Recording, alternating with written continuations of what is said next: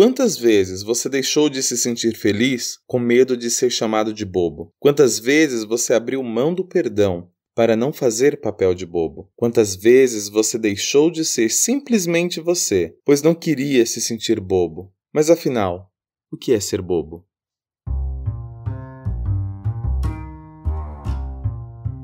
Nosso linguajar é nato, não estamos falando grego. Aqui falamos como aprendedores colaborativos sobre aprendizagem significativa, criativa, organizacional, filosofia, pedagogia, psicologia. Matite Vômenos, o olhar de aprendiz e um pouco de Diz que me diz. Sejam todos bem-vindos ao nosso podcast. Olá, você que nos ouve, seja muito bem-vindo ao episódio de número 10. Cara, eu gosto desse número, 10 ele é icônico, 10 é a nota que todo mundo espera ter, 10 é a camisa do Pelé, 10 é a camisa do craque, 10 é o número da totalidade, seja de forma religiosa ou esotérica. Então estamos de parabéns, não apenas eu ou você, Welder, todos nós que compartilhamos o nosso Matite, seja eu te provocando, você respondendo ou você que nos ouve. Estamos todos de parabéns e feliz episódio de número 10. Olá, você que nos ouve, é muito bom estar com você mais uma vez. Olá, Adilson, prazer estar aqui conversando com você de novo para falar desse tema. Um tema gostoso de falar, eu acho que vai ser bem prazeroso falar sobre isso, sobre bobeira, né? Sobre ser bobo. Ser bobo é uma delícia, na minha opinião, né? A gente ser muito sério pode atrapalhar um pouco a nossa vida. Então, vamos lá, vamos falar sobre bobeira, vamos falar sobre o bobo. E aí, meu querido, como filho de pais nordestinos, seria muito ingênuo da minha parte acreditar que não consumiria dessa cultura ao longo de minha vida, mas devo admitir que tenho uma predileção nada velada pelos pernambucanos. Um exemplo disso foi falar do Lenine semana passada, lembra? E nesta semana, o icônico Alceu Valença. E tem uma canção dele que a cada vez que ouço me traz um novo matite, que é Coração Bobo. Nela ele diz: teu coração tá batendo. Como quem diz não tem jeito. O coração dos aflitos pipoca dentro do peito. O coração dos aflitos pipoca dentro do peito. Mais pra frente, ele diz também: coração bobo, coração bola, coração balão, coração São João. A gente se ilude, dizendo que já não há mais coração. Toda essa história para te perguntar: esta aflição de achar que somos manipulados como bola ou alçados como balão nos impede de curtir o São João? Metáfora esta para um momento feliz. Boa parte das pessoas que curtem esse tipo de festividade, por se acharem tolos, acreditam que deixaram até mesmo de possuir um coração? Então, Adilson, muito interessante essa música e a forma como ela fala sobre ser bobo. Cara, e uma das ideias de ser bobo que a gente tem é justamente essa de ser manipulado, né? Fazer papel de bobo é alguém passar a perna em você, fazer papel de bobo é alguém realmente manipular. Então essa música ela vem de encontro ao que a gente tá falando e, cara, se sentir manipulado é algo terrível, não é? A gente sentir que alguém tá controlando a nossa vida, alguém tá ditando o que a gente deve ou não deve fazer, ou, cara, se sentir bobo realmente, isso é algo terrível, né? Quando a gente se sente nas mãos de uma pessoa, é que a gente não tem, a gente sente como se a gente não tivesse escolha, a não ser agir daquela determinada maneira. E eu acredito que isso tem muito a ver com autoestima. Por quê? Porque uma vez que a minha autoestima é baixa, eu acabo dando margem para ser manipulado pela ideia das outras pessoas. Uma vez que eu não imponho o que eu quero, o que eu sinto, o que eu gosto, aquele que grita mais alto que eu, digamos assim, aquele que fala o que gosta, o que sente, o que quer, acaba ganhando espaço, acaba sendo do jeito que ele quer, do jeito que ele gosta, do jeito que ele sente, porque eu muitas vezes seguro a minha onda. E eu faço isso justamente por conta de autoestima. Vamos explicar um pouquinho o que seria autoestima. Autoestima, a forma como você estima a você mesmo, ou seja, é como você valoriza o que você sente, o que você pensa, o que você acredita, o que você é, a forma como você se enxerga e a forma como você dá valor a você mesmo. Quantas vezes a gente acha que aquilo que a gente pensa, sente, acredita não é algo bacana. Eu acho que sempre as pessoas são melhores do que eu, são mais inteligentes, elas sabem pensar melhor, elas estão mais certas do que eu, e eu acabo deixando de colocar minha vontade, deixando de colocar aquilo que eu acredito, deixando de dizer como eu me sinto, de dizer como eu penso, porque não vou mexer nisso não. Deixa ser do jeito que a pessoa tá falando, se ela tá falando, deixa ser do jeito dela. Eu vejo isso muito com os jovens com quem eu trabalho. Muitas vezes nós temos aqueles jovens que são muito ativos, né? A pessoa fala, né, e coloca opinião e tal, e temos aqueles que ficam muito retraídos. E quando a gente vai conversar com eles, eles falam assim: eu prefiro não falar para não entrar em conflito. Eu prefiro evitar conflito, então eu nem falo. Mas na verdade isso é uma defesa, porque a pessoa ela não quer ser confrontada. Ela não quer passar pela situação de talvez o pensamento dela ser errado, de talvez aquilo que ela acreditar não ser o certo, porque na verdade ela tem a autoestima muito baixa, ela não acredita que ela sente, o que ela pensa é algo que precisa ser dado valor, que pode ser dado valor. Então ela acaba se retraindo, né, se prendendo. E por que a gente às vezes também acaba caindo sempre no mesmo erro? A gente fala, né, não vou parar de ser bobo, não vou ser mais manipulado pelas pessoas, não, vou parar de ser bobo, vou deixar. E a gente acaba caindo no mesmo erro. Isso também tem a ver com a autoestima, porque muitas das vezes, quando a gente vai conversar com as pessoas, né, eu no consultório eu percebo muito isso, quando você pergunta para uma pessoa, mas o que você quer? Muitas das vezes a pessoa não sabe o que ela quer, ela não sabe o que ela pensa, ela nunca parou para refletir sobre essas coisas muitas vezes. E aí se eu não sei o que eu quero, se eu não sei o que eu penso, o que eu gosto, o que eu acredito, se eu não me conheço, eu acabo deixando que as coisas sejam do jeito que as pessoas colocam. Uma vez que eu sei exatamente o que eu quero, que eu sei a forma como eu penso, que eu sei o que eu acredito, que eu sei o que eu gosto e o que eu não gosto, eu posso me impor, eu posso falar não para certos convites, eu posso falar não para certas propostas, para certas imposições, eu posso dizer que eu discordo de alguma coisa porque eu acredito em outra coisa. Mas uma vez que eu nem sei, que eu nunca refleti sobre isso, eu não consigo me impor. Então alguém tá falando que A é A e eu não vou questionar, eu não vou falar porque eu nem sei. Eu não sei se eu acredito naquilo que a pessoa tá falando, se eu não acredito, eu nunca parei pra pensar nisso. Então, eu acho que a autoestima ela influencia muito nessa questão. Então,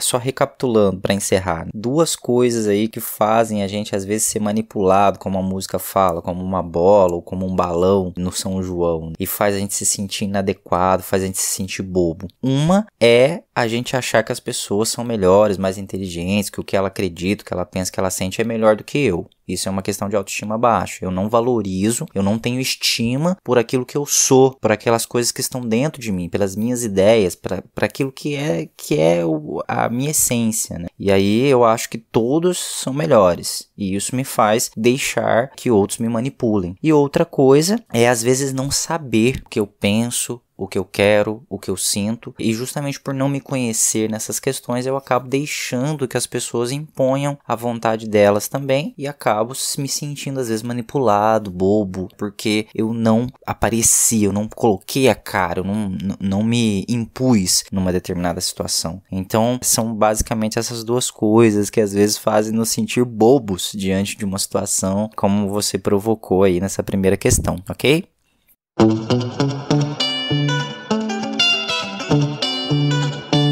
Mano, não sei se acontecia com você também, mas quando criança, ser chamado de bobo era uma grande ofensa. E pelo que vi em meus estágios de educação infantil, percebi que continua sendo uma baita ofensa. Ô tio, aquele menino ali, ó, me chamou de bobo. Ok, daí nós crescemos e ficamos repletos de medos bobos. Aqui caberia mais uma música, mas deixa pro próximo episódio, tá? E então crescemos, nos apaixonamos e ficamos bobos. E sabe aquela hora que conquistamos um sorriso quase que impossível, ele nasce bem ali ó, no cantinho da boca. Românticos inexperientes desistiriam rápido, mas nós não. Quando de repente aquele sorriso meio Mona Lisa vai crescendo e crescendo e crescendo e vira um belo comercial de creme dental. Seguido de um adjetivo, seu bobo. E daí ficamos felizes com tal elogio. Aliás, não podemos deixar de falar de algumas tecnologias que trouxeram socialização, educação digital, entretenimento e bem-estar, mas recebiam muitos ataques, pois os contra-usuários achavam que isso era coisa de bobo. Você lembra da colheita feliz, do Orkut, que trouxe inclusão digital para uma ou duas gerações antes da nossa? O Pokémon GO, que fez as pessoas se movimentarem, interagirem mais e melhor. E por fim, o bendito TikTok, que pelo sim, pelo não, vem ajudando o pessoal que vive o confinamento se distrair um pouco. E daí eu te pergunto, qual é o seu matite no reino dos bobos? Ô Adilson, parece que nessa provocação aí você me descreveu, né, cara?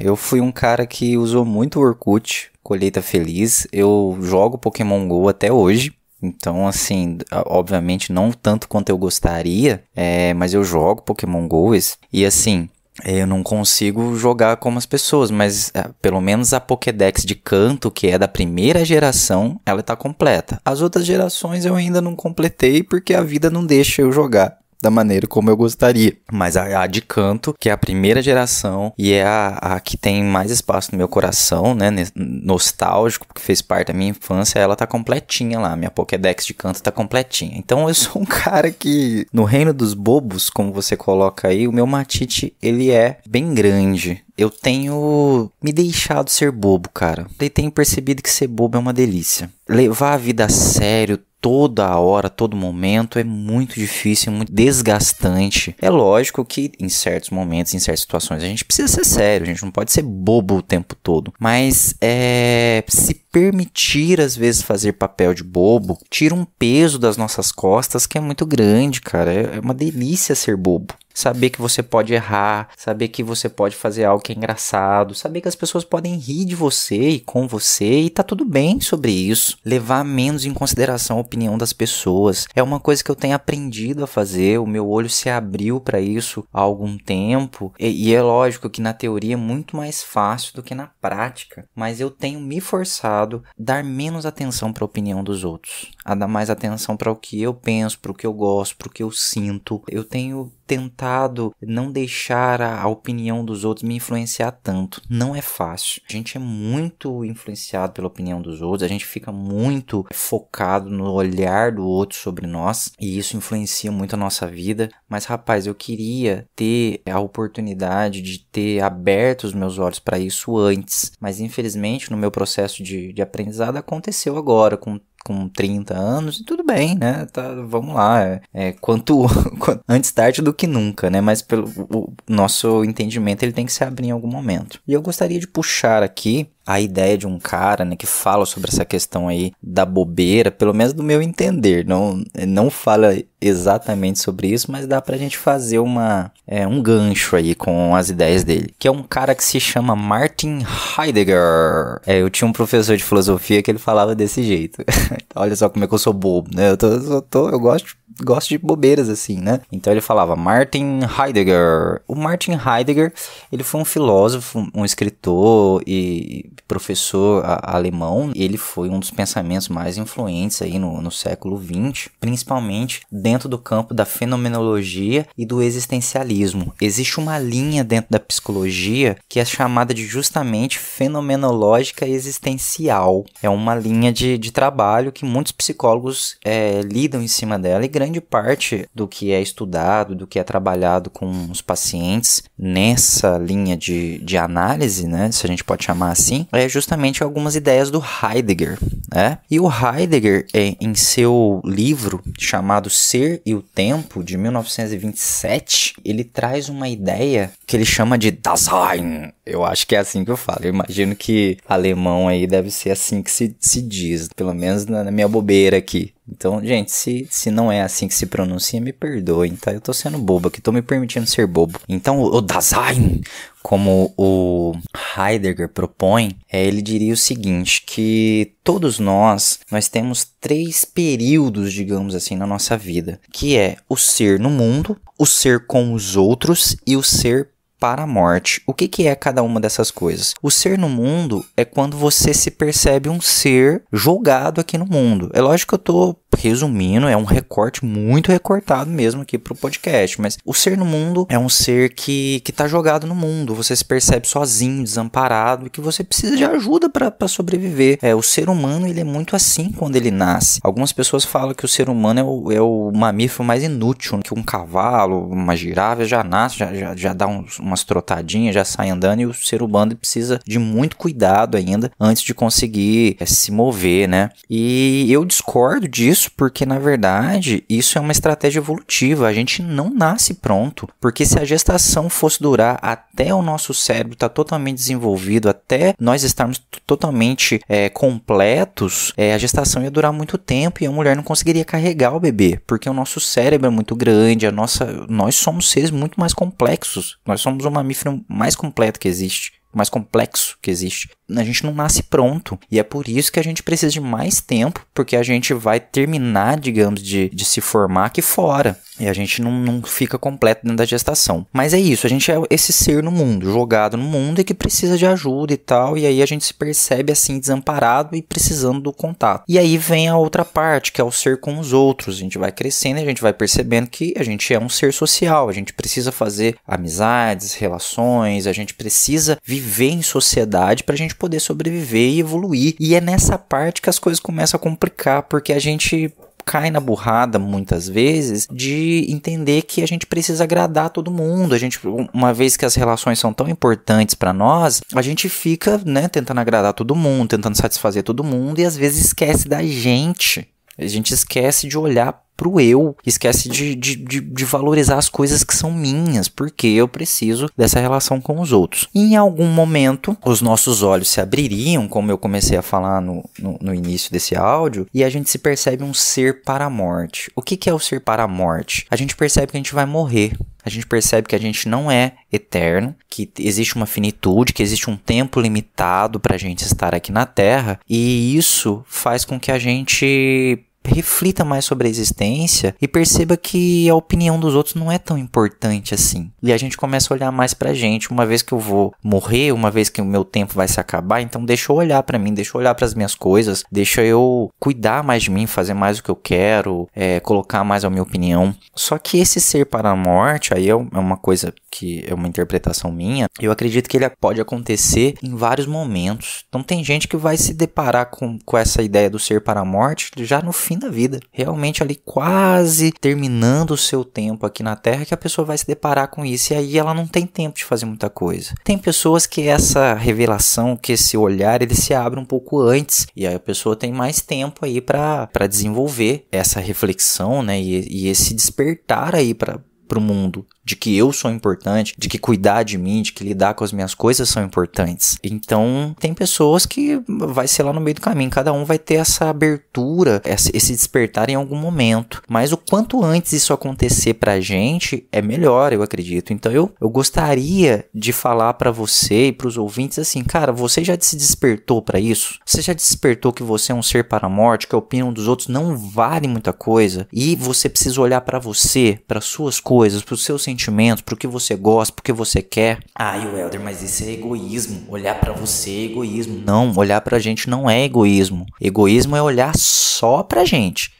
Eu e eu. Quando eu olho pra mim primeiro, mas eu tenho abertura pra olhar pros outros depois, cara, isso é saúde. Isso é vida. Porque se eu não estou bem, eu não consigo ajudar os outros. Se eu não estou bem, eu não consigo me abrir para as relações. Própria religião, a gente tem falado bastante de religião aqui, né? Mas não é um podcast religioso, tá, gente? Mas é que a religião traz muita luz pra gente em alguns momentos. Mas a máxima do cristianismo não é essa. Amar a Deus sobre todas as coisas, é o próximo como a você mesmo. Por que amar o próximo como a você mesmo? Porque se eu não me amo, eu não consigo amar o próximo, cara. Se eu não cuido de mim, eu não consigo cuidar do outro. Então, para eu viver bem as minhas relações, eu preciso estar bem comigo. Eu preciso me relacionar bem comigo mesmo. Então, é essa a ideia. Se você nunca tinha se despertado para isso, eu desafio você a se despertar. Você ouvinte, né? Você, Adilson, de que a opinião dos outros não é importante. A sua opinião é a mais importante. E é lógico que a gente convive em sociedade, a gente precisa dar atenção, sim, para o que os outros falam, para o olhar do outro outros sobre a gente, mas o primeiro olhar que mais importa deve ser o nosso. Então, quanto antes você se despertar para isso, mais tempo você vai ter para desenvolver essa ideia e para amadurecer em cima disso. Eu tenho me despertado para isso, como eu falei, não é tão fácil lidar, desapegar da opinião dos outros sobre nós, mas é um exercício válido e é muito gostoso à medida que você vai se desvinculando, vai se libertando desse peso, desse fardo, como a gente falou anteriormente, que é o olhar do outro sobre nós. E você, que nos ouve no YouTube, deixe seu joinha para incentivar o nosso trabalho, se inscreva no canal, ative as notificações e fique sabendo de tudo antes de todo mundo.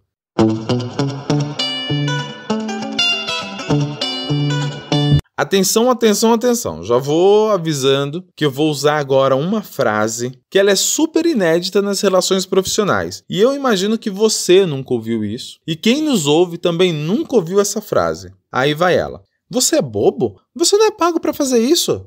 Habitualmente, essa frase é um sinal vermelho nas minhas atividades lá nas primeiras empresas que eu trabalhei. Eu pensava que quem falava tinha mais tempo de casa poderia estar certo em dizer aquilo. Até que um dia comecei a trabalhar em uma das muitas empresas que compõem o aeroporto de Guarulhos e fui trabalhar em uma lanchonete. E lá tive a oportunidade de ser gerido por uma supervisora incrível. Não citarei o nome desta pessoa porque eu não consegui a autorização dela antes da gente gravar esse episódio. Mas então, as conversas de corredores diziam que ela era boba da corte, pois o gerente a colocava para fazer o trabalho dele. E quando ela me acolheu na sua equipe, disse um dos melhores conselhos que carrega até hoje comigo. Ela dizia assim: não se contamine, não carregue nada do que ouvir aqui. Inclusive, você é livre para não me ouvir também. Quando o gerente divide comigo sua tarefa, ele também divide o seu aprendizado, ou que nós chamamos aqui de matite. Ele divide seu aprendizado de vida e o que aprendeu em sua faculdade cara, da qual não tenho dinheiro nem para pagar a inscrição do vestibular.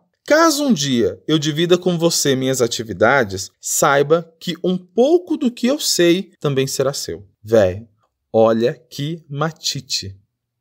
E não satisfeita, ela termina a conversa dizendo o seguinte: o que os tolos não sabem é que o bobo diz tudo o que pensa e ainda ceia com o rei. Já os tolos não pensam no que dizem e ainda ficam só com as sobras.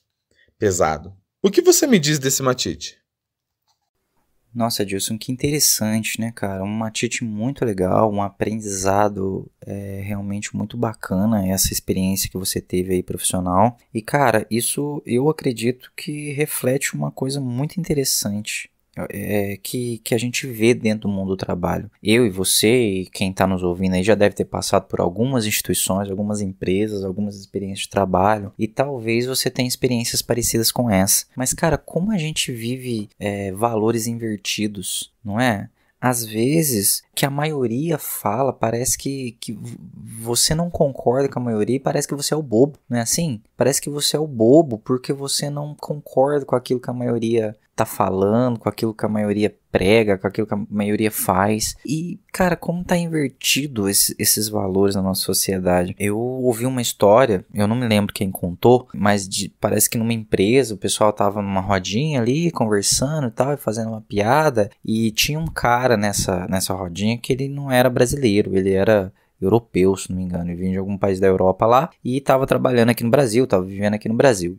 E aí, durante a roda de conversa, eles, fazendo piada, aquela coisa toda que a gente gosta de fazer, e fizeram uma piada sobre corno, né? Alguém que foi traído e tal, essas piadas de corno que a gente já ouviu por aí, né? Todo mundo deu risada e o cara não entendeu. Quem contou essa piada, inclusive, foi uma mulher ali naquela roda de pessoas que estavam conversando. E o cara não entendeu a piada, ele não riu. E aí a mulher falou pra ele, você não entendeu? Querendo se solidarizando, né? Porque ele era de outro país, talvez não tivesse entendido e tal. Querendo explicar pra ele a piada. Ele falou assim, não, eu entendi. Eu só não sei porque que é engraçado.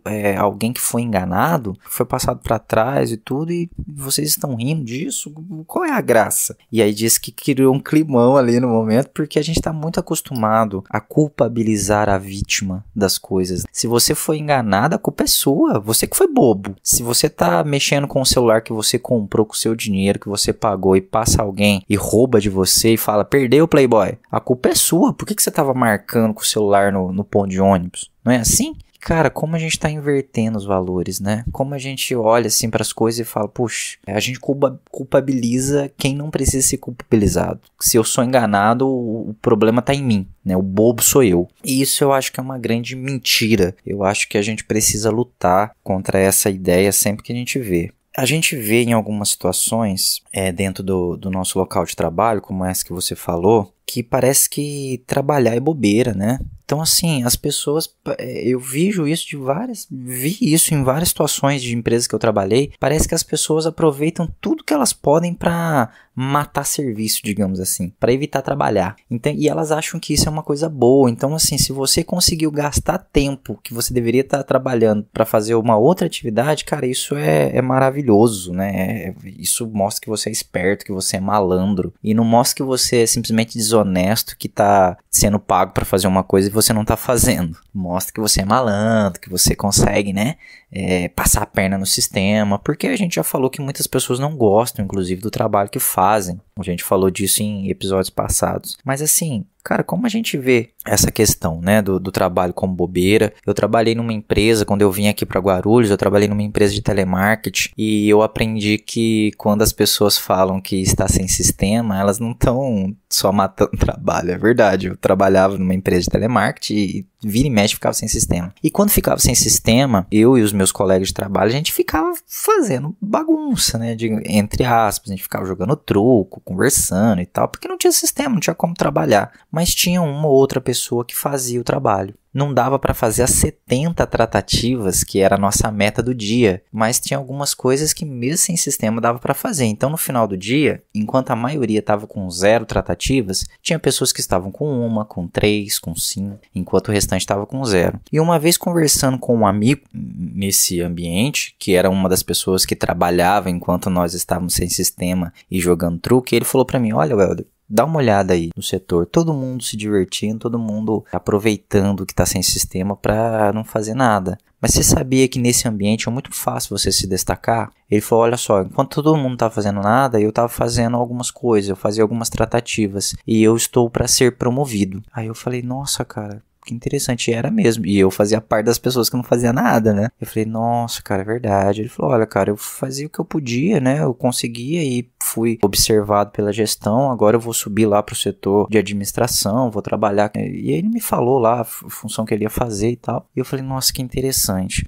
Na época eu não sabia que eu ia ser contratado pela empresa que eu trabalho hoje, que é um trabalho que tem a ver com a minha área. E eu pensei, cara, deixa eu ver se eu consigo cavar meu lugar aqui nessa empresa mesmo, né? E eu comecei a seguir os passos desse cara. Então, quando todo mundo estava sem sistema e todo mundo não fazia nada, eu fazia alguma coisa. Chegava no fim do dia, eu tinha lá 3 tratativas respondidas, 5 tratativas respondidas, mesmo quando estava sem sistema. E não é que eu apareci na visão dos gestores mesmo, eu apareci, cara, e assim, eu estava sendo cogitado para ser contratado como líder daquele setor, que era um pouquinho acima das pessoas que estavam ali, mas já era alguma coisa. E eu não tenho dúvidas que se eu tivesse continuado nessa empresa, tendo essa postura, mesmo que eu não gostasse do trabalho, eu teria conseguido ascender lá dentro, porque a maioria das pessoas não fazia nada. Então se destacar ali era muito fácil, era só fazer o que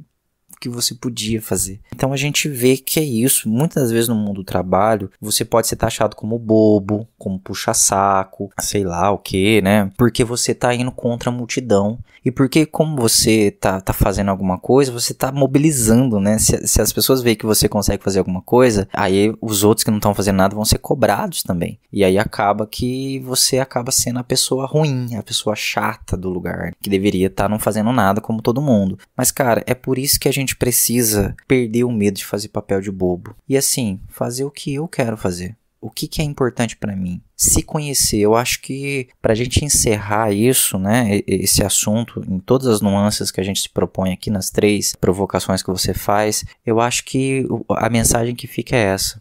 Se conheça.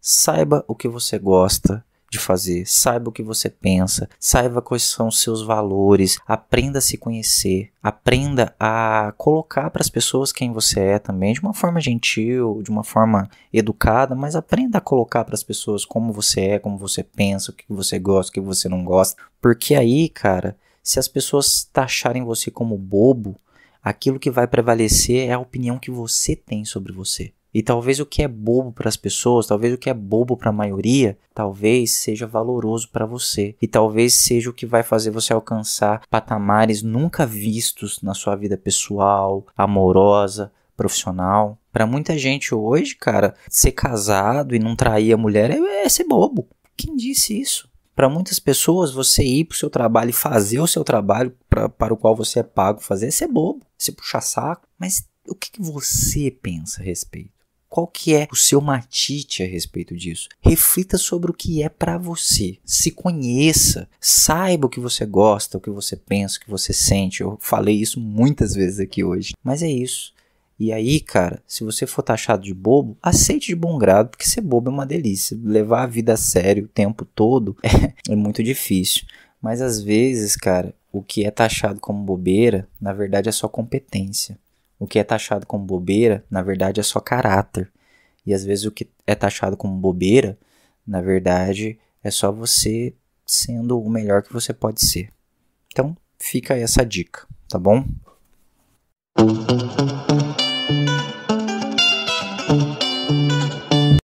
Cara, mais uma vez, muito obrigado. Esse episódio de número 10 me deixou ainda mais esperançoso com tudo que a gente vem aprendendo ao longo do caminho. Manifestar minha gratidão pelo seu sim de estar aqui nessa mídia tão democrática e ao mesmo tempo um pouco inexplorada, porque quando você fala podcast, muitas pessoas ainda acham que você está falando da rebimboca da parafuseta, algo do tipo que não tivesse uma explicação. Mas nós temos, é tipo o Netflix, só que de rádio. Aquele programa de rádio que você gostaria de ouvir, mas às vezes está acontecendo alguma coisa, você deixa para depois, então nós somos esse Netflix aí do rádio. Muito obrigado a você, muito obrigado às nossas esposas, muito obrigado ao seu filho, que lá na frente, quando resgatarmos no episódio 100 o que foi dito no episódio 10, nós vamos lembrar o quanto essas pessoas que estão dentro de nossos lares foram solidários com essas pessoas que nos ouvem e que muitas delas nós não a conhecemos, mas ainda assim estamos a serviço. Como diria o queridíssimo Mahatma Gandhi, quem não vive para servir, não serve para viver. Então aqui está o nosso serviço. Forte abraço. Mais alguma consideração? Bom, então é isso. Adilson, mais uma vez obrigado. Tem sido um prazer imenso estar aqui com você. Você que está nos ouvindo, muito obrigado. Muito obrigado pelos feedbacks que nós temos recebido. Ficamos muito felizes de estar ajudando no matite de vocês. Um abraço, até a próxima. Tchau. Fim deste episódio. Você que nos ouve pelo YouTube, não se esqueça de deixar o seu like, se inscreva no canal, ative o sininho e fique sabendo antes de todo mundo quando tiver um episódio novo. Muito obrigado, até o próximo.